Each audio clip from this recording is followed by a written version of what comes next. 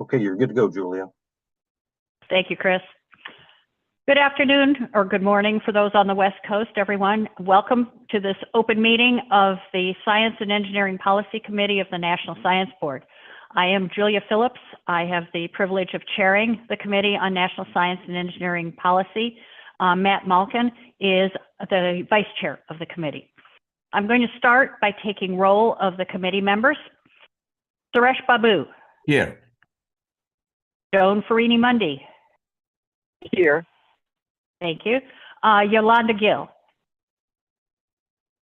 Juan Gilbert. Here. Thank you. Dorota Brzezinska. Mel Huff. Matt Malkin. Here. Thank you. Willie May.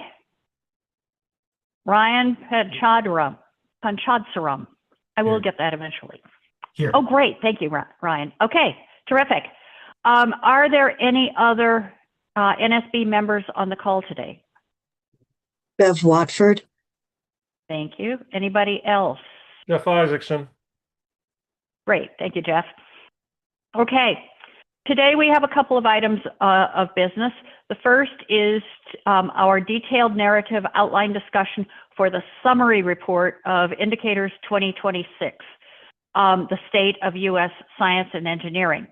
I'd like to thank in advance my fellow SEP committee and board members for engaging on this cycle, the entire cycle of indicators, and of course, our invaluable partners from NCSES, without whom this would be absolutely impossible. Indicators, just to refresh your memory is prepared under the guidance of the board by the National Center for Science and Engineering Statistics, or NCSES. NCSES is an independent federal statistical agency that is located within the NSF. We've enjoyed a long and very fruitful collaboration with NCSES, and we are delighted to continue to be working so collaboratively with our colleagues in that agency. Staff have sent you all an outline in the form of a draft narrative outline, or what we fondly call the DNO, that summarizes the topics, data sources, and substantive changes from the 2024 edition of the summary report that the authors have planned. This summary report, as with all of the indicators products that are put out by NCSES, is policy relevant but policy neutral. And so we need to be considering that as we continue our conversation about this outline today. In other words, the content is factual. Policy implications and other messages of that sort may be discussed in other publications that are put out by the board itself, but this is not the place for them. As a reminder about today's meeting, our consideration of the outline today is the major and best opportunity for board members to shape the content of the report.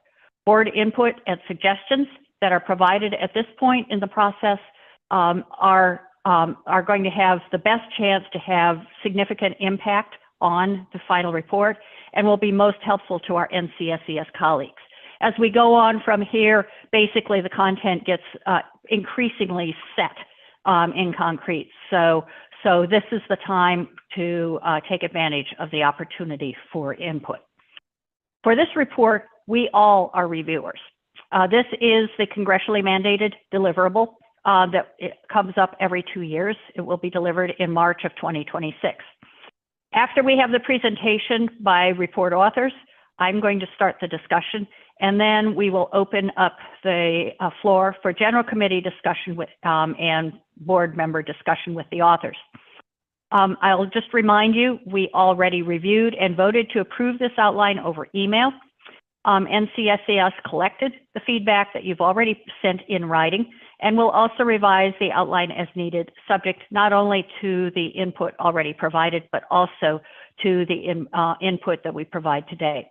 And you will see the final revision over email at an appropriate point in the future. Are there any questions or comments before we get started? Okay, so at this point, I'm going to turn the floor over to Jason Gallo and Stephen Dietz from NCSES to tell us a little more about the narrative outline.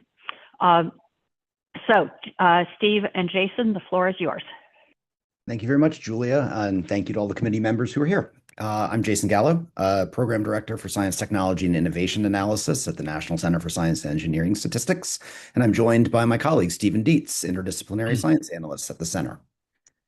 We're here to discuss the Indicators 2026 State of U.S. Science and Engineering Report, which we will refer to as the summary report in this presentation. Next slide, please. I'll first provide a brief overview of the purpose and structure of the report, as well as the data being used. The report provides a summary of the state of the U.S. science and engineering enterprise in a global context, with findings drawn from the 3 indicators thematic reports, as well as updated indicators relevant to the state of the U.S. S&E enterprise. Turning to the structure of the report itself, the overview of the report will highlight major S&E developments in the U.S. and internationally over the last 2 decades, and will expand upon indicators from the thematic reports to provide a snapshot of the state of science and engineering.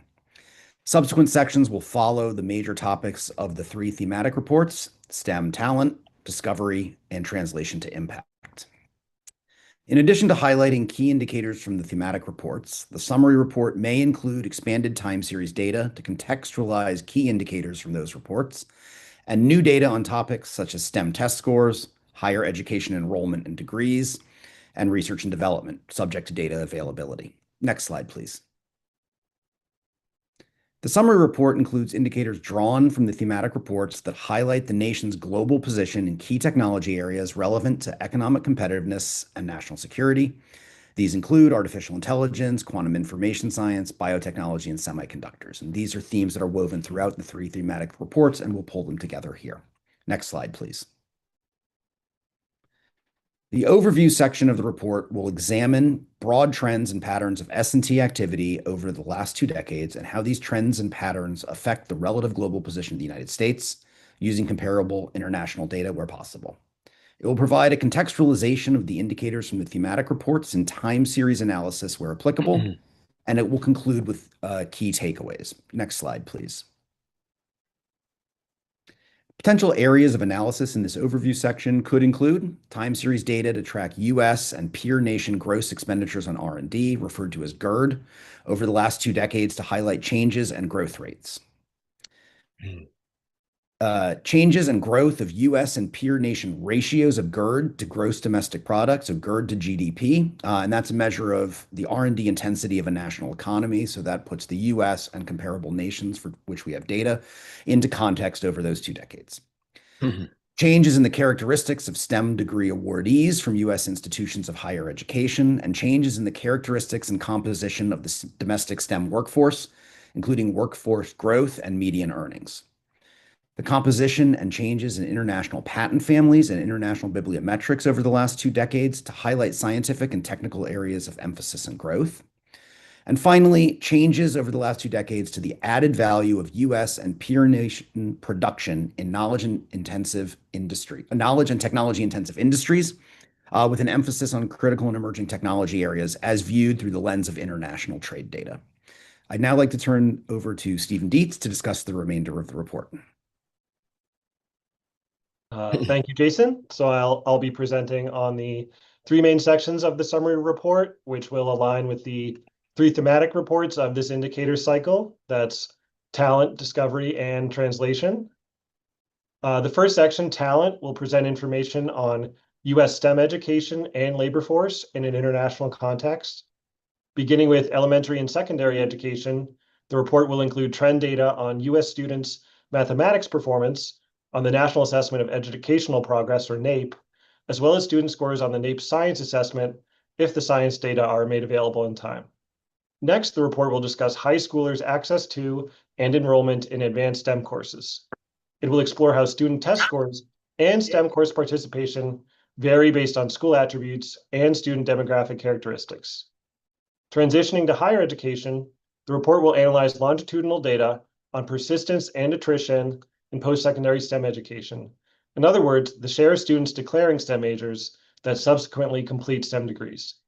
The report will provide data on the number and share of post-secondary degree awards post-secondary degrees awarded by U.S. institutions by science and engineering field and level.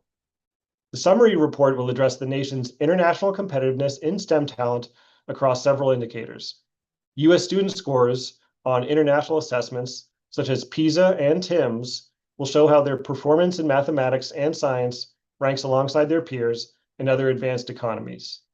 The report will also discuss U.S. student performance in computer and information literacy and computational thinking on the International Computer and Information Literacy Study. International comparisons on higher education will include trends in overall S&E doctoral degree production for leading countries and the distribution of these degrees across S&E fields. The report will discuss the role of international students and foreign-born STEM workers in the United States via indicators on international student enrollment and degree recipients at U.S. institutions, foreign-born STEM workers by degree level and occupation, and stay rates of doctorate recipients on temporary visas. This section will conclude with a high-level analysis of the U.S. STEM workforce. It will include data on the size and character of the STEM workforce, including its components by occupational group and educational attainment. Labor market indicators will include median salaries and the recent and projected growth of the STEM workforce. The report will highlight employment of STEM workers in knowledge and technology intensive, KTI, industries that play an important role in developing and adopting critical and emerging technologies. The geographic and demographic composition of the U.S. STEM workforce, including country of origin for foreign-born STEM workers, will also be examined. The second section of the report, Discovery, will focus on U.S. and global R&D and research publications. The report will examine global trends and total R&D expenditures for the top R&D performing countries and regions, as well as the R&D intensities of their economies. It will compare the composition of R&D activities among R&D performing and R&D funding sectors, that is business, government, higher education, and private nonprofit organizations across leading countries. International business R&D comparisons will also include differences in the top R&D performing industries, such as IT-related industries, aerospace, and pharmaceuticals. The report will next provide long-term trends on U.S. R&D performance and funding by sector and type of R&D, basic research, applied research, and experimental development. It will discuss changes over time in the level and share of R&D expenditures attributable to the federal government and the business sector. U.S. business R&D will be further analyzed by the top R&D performing manufacturing and service industries and by R&D in 4 technology focus areas: software, AI, nanotechnology, and biotechnology.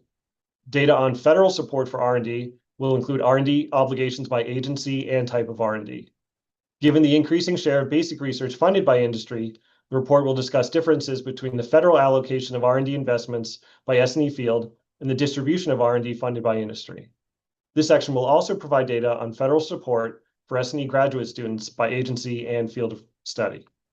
Following the discussion of R&D, the summary report will cover peer-reviewed research publications. The report will provide a global picture of long-term trends in research publications before diving into indicators of impact and collaboration. It will discuss how the top countries vary in their S&E research publication portfolios by scientific field. Impact of research publications will be analyzed based on highly cited articles, or HCAs, which are those in the top 1% of most cited articles, and the report will present top producers globally of HCAs, as well as the specific fields of research where leading countries are generating HCAs. The discussion of research publications will conclude with indicators of cross-country collaboration, such as the share of articles with international co-authorship for select countries, and the top countries collaborating with U.S. authors. The third section of the report, Translation, will address the outputs of U.S. and global science, technology, and innovation, or STI. To provide context to the data, it will begin with a brief review of the research literature on how the impacts of STI activities, including R&D investments, are measured. The report will assess trends in U.S. multi-factor productivity, a common measure of national economic performance influenced by technological advancement. Technology transfer topics will include licensing of technology from universities, acknowledgements of federal funding in highly cited articles, citations of scientific publications and patent documents, and business adoption of AI.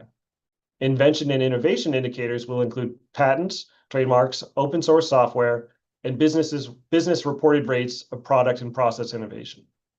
Global trends in critical and emerging technologies, such as AI, biotech, quantum information science, and semiconductors, will be examined through USPTO and international patents, including citation-weighted patents indicative of influential inventions.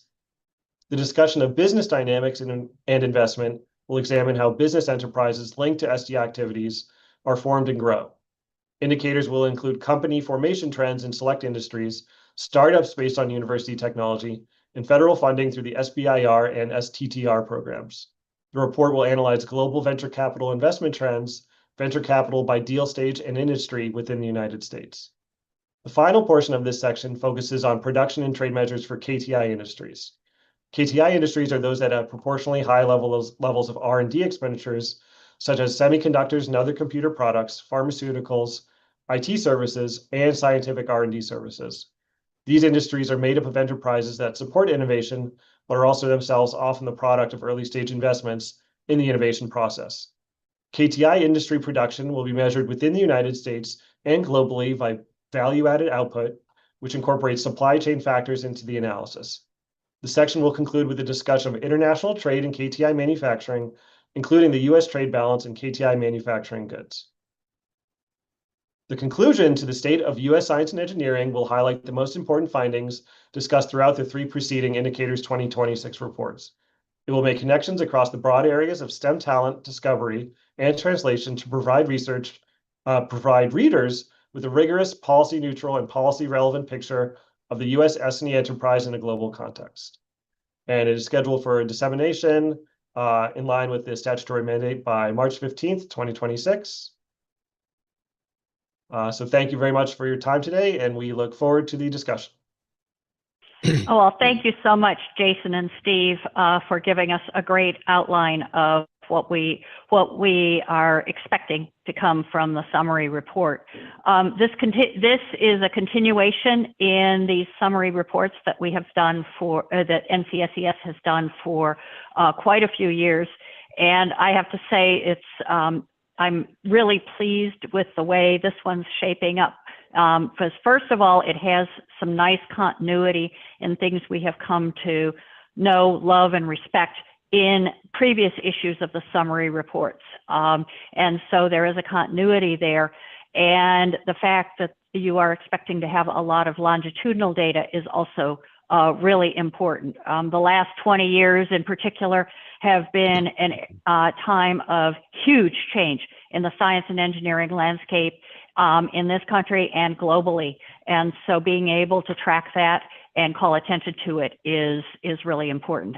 And I think, you know, this report is one place where a tremendous amount of that information is pulled together in a concise form. And since it is a congressional mandate, we do potentially have the opportunity to communicate it quite broadly. And honestly, particularly with you know, many of the changes afoot in terms of the science and engineering landscape in this country, I think that communication will be particularly important, and you're hitting on a lot of the right things. The critical and emerging technologies is certainly one. The importance of business R&D and how that has evolved over recent years, and the growth in research and development around the world, also incredibly important. So we really look forward to it, and I think the DNO is terrific. I do have one question, which I realize is kind of down in the weeds, but I didn't really, I really couldn't have articulated it much sooner. And this is in the KTI industries. One of them is R&D, scientific R&D. And I have been reading, and as there's been concern about balance of trade and all of that kind of thing, about the importance of education of international students and how that is actually a net plus for the United States in terms of balance of trade, which is frequently not included. Is that included in the KTI stuff that you all do? You know? That's an excellent question. I'll give the surface answer, and our colleague Alex Rhodes, who's on here, has worked extensively in the KTI area, and he may have a few things to add. I know we do discuss KTI industries, we do discuss education, we do discuss nation of origin for many of the workers, as well as the degree awardees at U.S. institutions. I personally haven't worked on that, but Alex, you may have some insight to whether we've linked those two data sets or if we have comparable indicators that may illuminate and elucidate parts of that story, Julia. So, Alex, sorry to put you on the spot, but I know that you have deep expertise here. No, absolutely. Happy to help. Sorry, give me 1 second. There we are. Yeah, I think that's a really good question. That's something we will explore ways to link those going forward. I believe currently we have an exploration of manufacturing KTI services across a lot of aspects, including value added. And separately, like you mentioned, we do have information on students, but that's something going forward we can look at the best ways to gather and link those together. Yeah. It's just shown up in articles in the Wall Street Journal and the like. And since it's out there, at least in some places in the public domain, it might be worth a look. And even if you don't do a detailed analysis, having at least a response should a question come up. So as I say, that's at a finer level of granularity than I hope most of the discussion is at, but it is current. So that's why I brought it up. Okay. So basically, I'm extremely happy with the report, but the floor is now open for anybody else on the call who wishes to raise points that haven't been taken or that we should be considering, the authors should be considering as they proceed with their planning. Juan. Thank you. This is somewhat of a awkward kind of question, to be honest with you. Typically when we have reports like this, Julia, correct me if I'm wrong, we usually get a lot of demographic data included in these reports, such as gender, race, etc. I know we'll have country of origin, some data by country, but will you have additional data? Are we even allowed to have demographic data in these reports now? And what's the state of that? I just kind of want to hear where we are with demographic data. That's a great question. Okay, thank you. Jason started to address that, I think, but go ahead, Jason. Oh, I was going to say, great question. Yes, we certainly do talk about all of the characteristics of both those enrolled in and getting awards from U.S. institutions, including nation of origin, but also other demographic data that you are familiar with as part of the characteristic of both the education as well as the STEM workforce. And Jason, correct me if I'm wrong, but I believe that is also that's at K through 12 as well as beyond. Yes. I believe so. Steve, you looked at that recently. I believe that most certainly is. Yeah, we'll have, that'll include, especially on the K-12, we have data on variations both in NAEP scores and some of the access to STEM courses and AP STEM courses by both demographic characteristics of students, but also attributes of the schools themselves, such as region or rural versus urban, that kind of variation.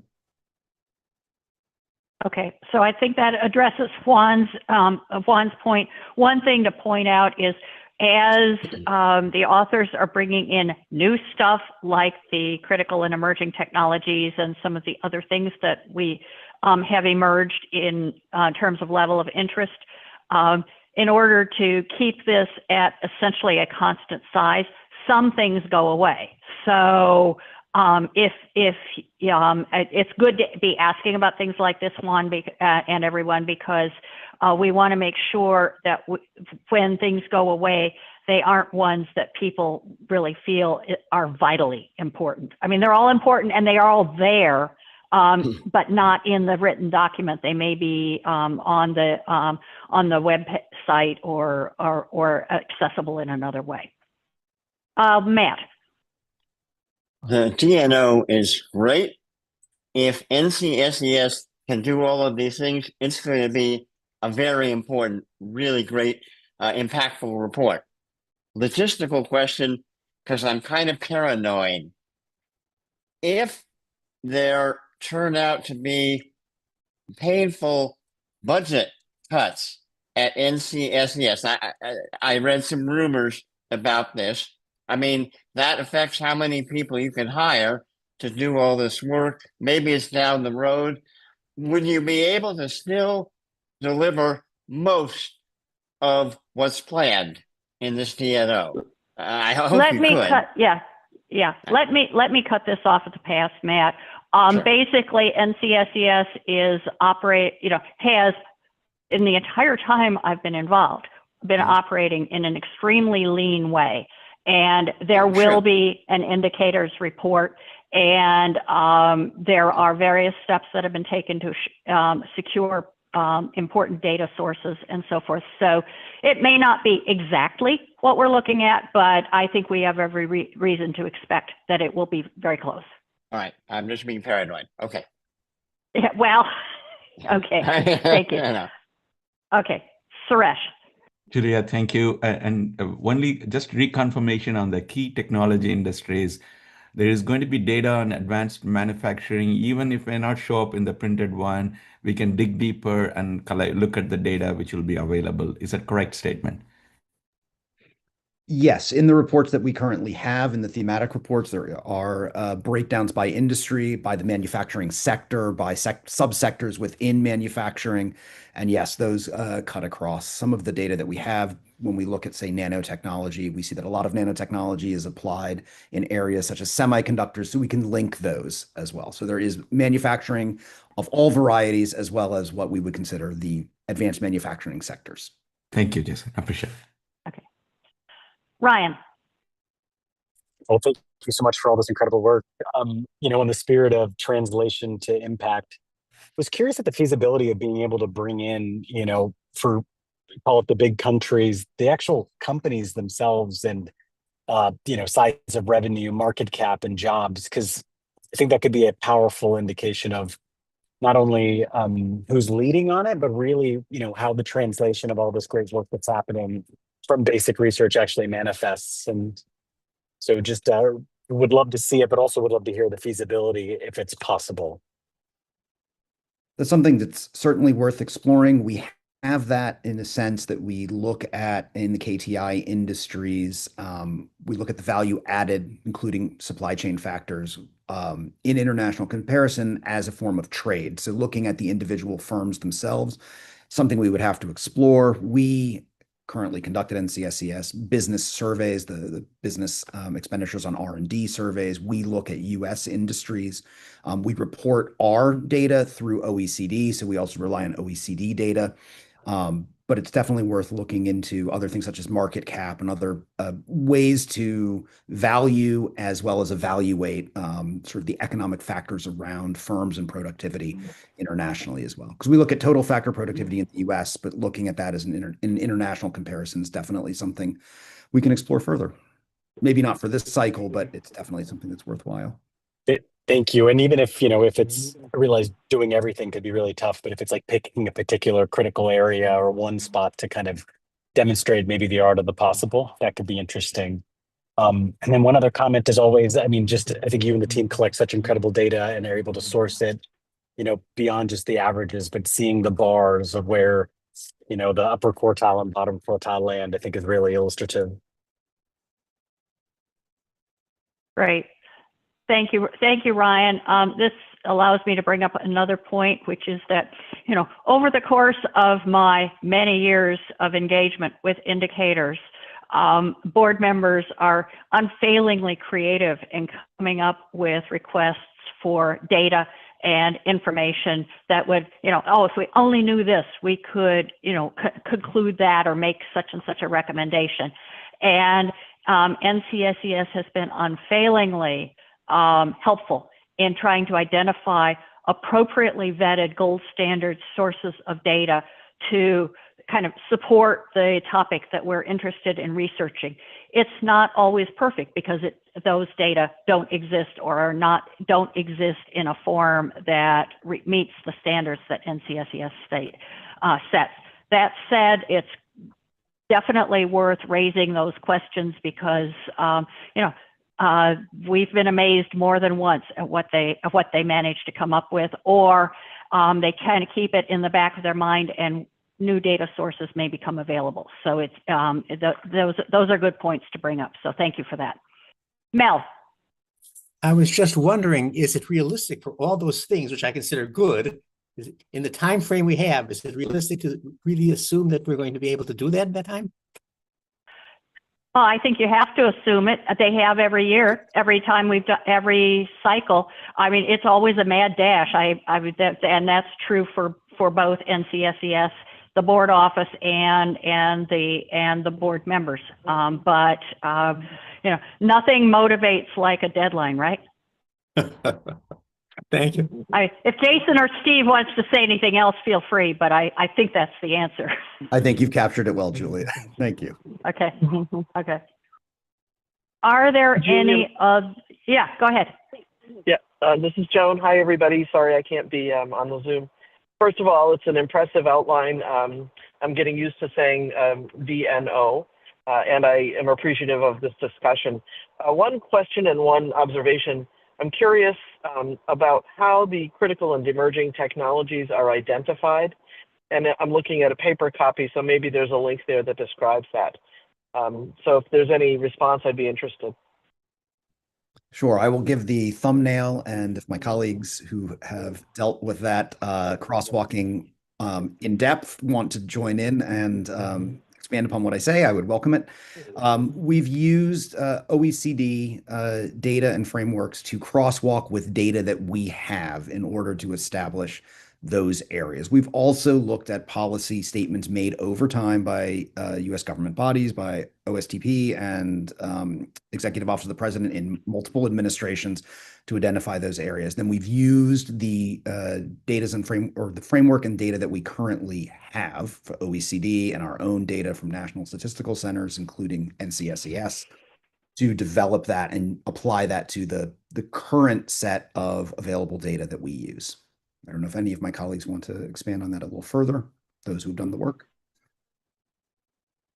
I'm happy to jump in. I think that was a very good way to put it. Yes, we've kind of evolved, and with a lot of stakeholder feedback and with a lot of the sources that Jason just mentioned, how we identify and capture CETs across surveys, and kind of as those evolve over time, you'll see that in our data year by year. As those evolve, we'll capture and present the data that is most relevant to the surveys we're collecting. Very, very helpful. Because the question that would follow would be, you know, if from sources like policy statements from government sources and so forth, new critical emerging technologies that aren't currently tracked in the OECD data or in other sources over time, I'm interested in process, and this doesn't need to be answered now, process for just determining other kinds of data sources on those topics, but that's a different discussion. And then my last point has to do with the conclusion section, which obviously is an important one, and the kind of thing that will get an enormous amount of attention. Is there a part of this process where there's an outline for that chapter, or is this, you know, will we start to see that when the draft is available? The outline that we currently have is the working outline that we will build off of, and then you will see that as it evolves, yes. Terrific, thank you. You're welcome. And I will say that I pay when I review each of these reports, both the ones on the individual topics as well as the summary report, I look very closely at kind of the front matter, because that's what the key takeaways or whatever, because that's what, you know, if anyone's going to open the cover, that's what they will see. And the conclusion at the end. So those are both things that I think it behooves the committee to pay attention to, because, you know, NCSES is presenting the data. The board will use that data to put together a policy companion. At least that's what we have done in the past. And it really helps if the summary and the conclusions in particular, as well as the stuff in the middle, point towards the things that the board thinks are particularly important to point out. So, so there is a decent amount of you know, flux that those two things stay in somewhat to a somewhat greater extent than the rest of the report.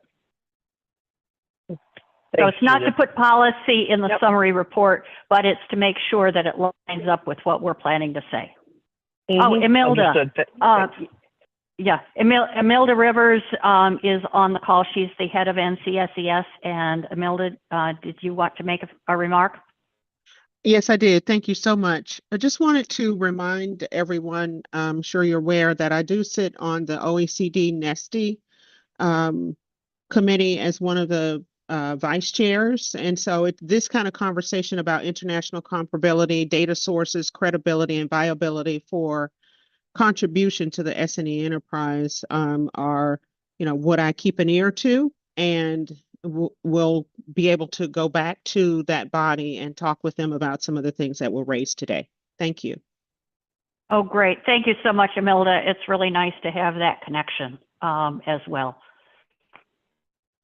Any further comments about the summary report?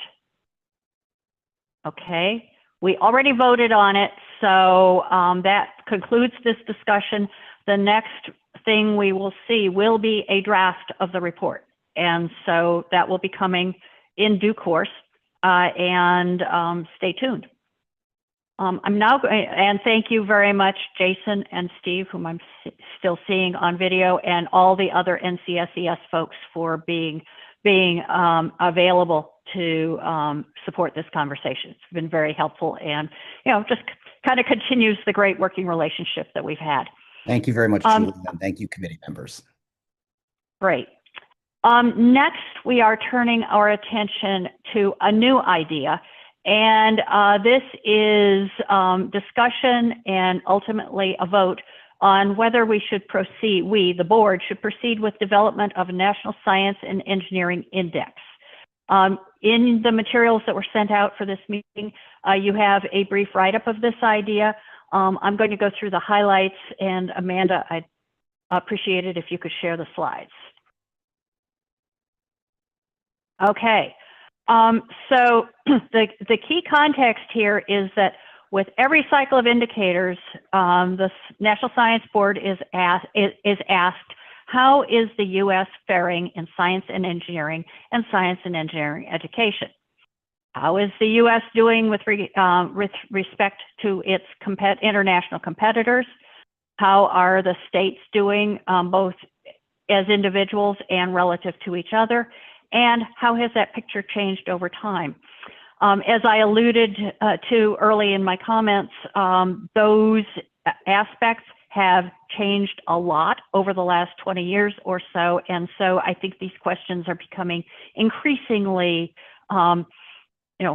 increasingly asked and increasingly urgent.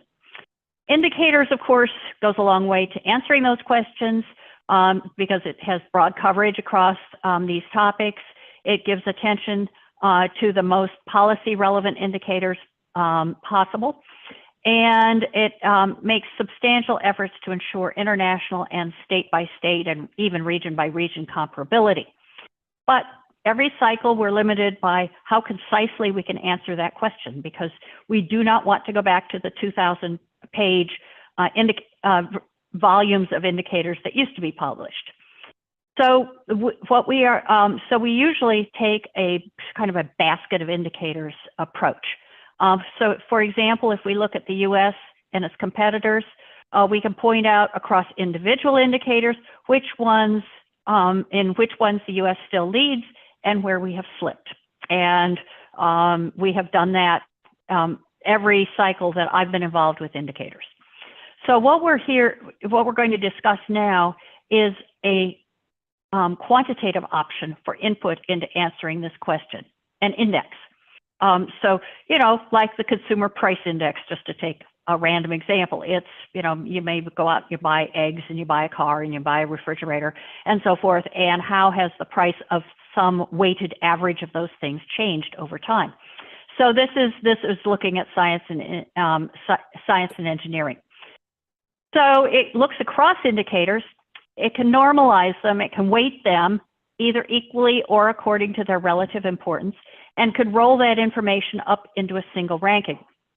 This approach might be feasible both for international as well as for state-by-state comparisons. There are examples of indices across organizations, including across federal agencies, but I'm going to just talk about a couple of examples. First is work out of Stanford, out of the Stanford Human-Centered AI Group, to develop a global AI index. And you see a plot from that here. Yolanda Gill is co-chair of this effort. If Yolanda's on, I would invite her to chime in on this. I'm not sure if she is. Anyway, the few features that are important: international rankings on AI vibrancy with subcategories which are thought to be important to AI, such as R&D, education, and infrastructure. There's also transparency on the methodology and what indicators feed into this index, and the user can choose their own weights, shown on the left side of this view graph, if they disagree with the default weighting that is provided here. Is Yolanda on? I'm trying to determine that. I don't think so. Okay, so we don't have our resident expert, but you get the general gist. Okay, the next example is a recently released index, and this is the Belfer Center's Critical and Emerging Tech Index. This is an image of their dashboard, again, comparing across countries and using critical technology areas as a subcategory. As with the Stanford index that I talked about a minute ago, the user can weigh these technologies differently if they so choose. Now, there are many different approaches and data sources that are possible. Part of what developing an index would mean is thinking through the strongest approach we can take in the indicator's context. And I think it also, certainly one of the things that occurs to me is how you choose the weighting of different variables here.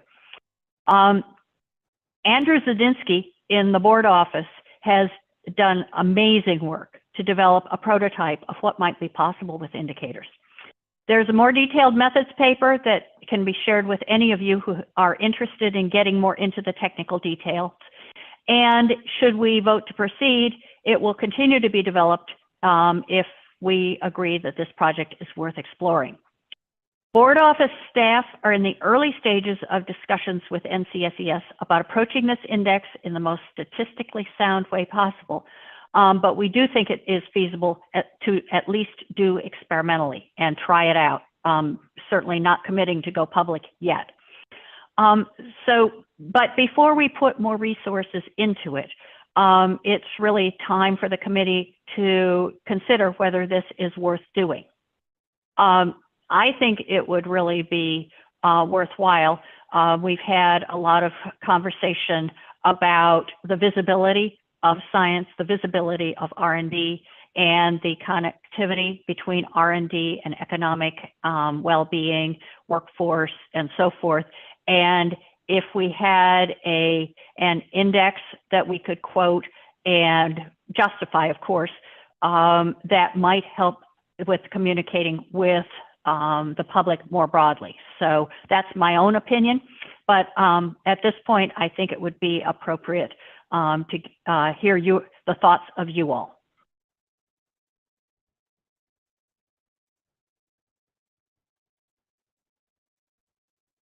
Yes, Beth. And then Joe, and I'll get to you after that. Yeah, I think it's a great idea.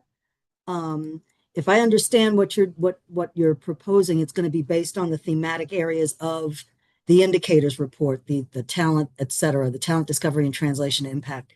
I guess my only concern, and I'm not sure how to actually express this, what is the potential for misinterpretation of this kind of data? Does that make sense?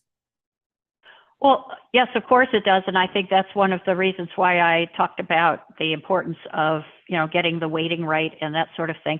But Andrew, maybe it's best to let the person who has done the most work on this respond. So Andrew's unfortunately unable to join today's call, so I'll try to take that in his stead. I mostly would echo what you just said, Julia, that's part of why there would be this effort to develop in as close to statistically savvy way as possible, to think about what's feeding into it, how it's weighted, do that obviously in close communication across the committee and the board. And then to think about how once it is developed, if it's something you all want to go forward with, how it's launched, how it's communicated, how it's explained, how it's contextualized would all come into play there. Yeah, I mean, I think another thing that's going to be really important is transparency in how it was developed, what's in it, and equivalently what's not in it, and that sort of thing. At this point, we're certainly not committing to doing something that we're going to go public with, but we're trying it out to see if we can convince ourselves that it could be robust. And there might even be a piece, I can imagine, I haven't talked about this with Andrew or anybody, for community input, at least from appropriate panels of experts who could help kind of road test it and provide feedback and advice as we explore taking it further. So let me just say, like I said, I think it's a great idea. I could see a lot of utility for researchers in terms of condensing down some of the voluminous data that's in indicators and being able to use this. So that's all I got. Great, thank you. Joan, let's go to you next.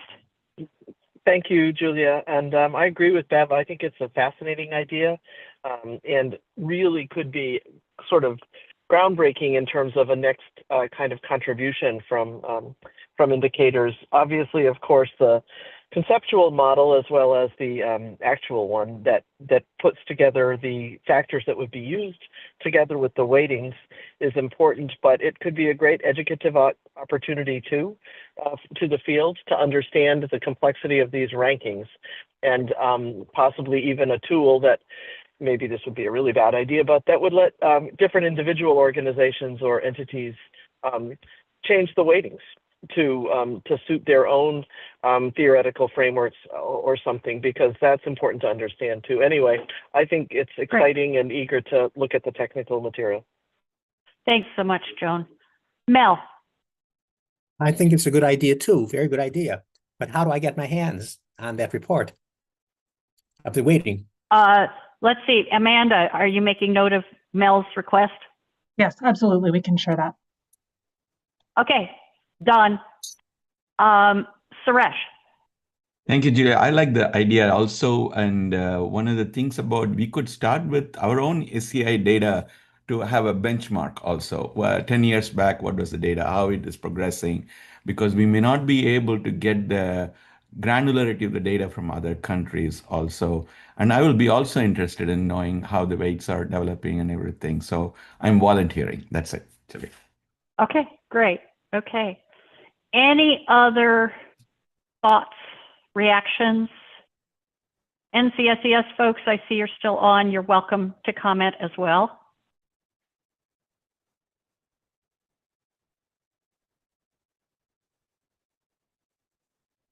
It'll be nice to have each one of us carry our own index where we are. Okay, terrific, terrific. Okay, so I think we are ready to vote on whether we should recommend development of the National Science and Engineering Index. Only SEP members can vote, which is most of us. Amanda, do we have a quorum? Yes. Oh, good. Okay. So let's see. All those in favor of this, first of all, unmute. And if you are in favor of proceeding, please say aye.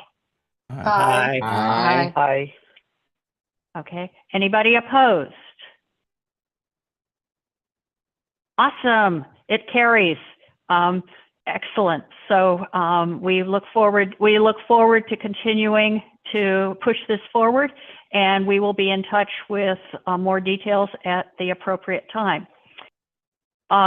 this has been a really efficient meeting. It's been good. You've all been very interactive and so forth, which always makes these things much more fun. So we've had a great set of discussions, and we have a path forward on both of the topics of conversation today. That concludes our business, and the meeting is adjourned at 21 minutes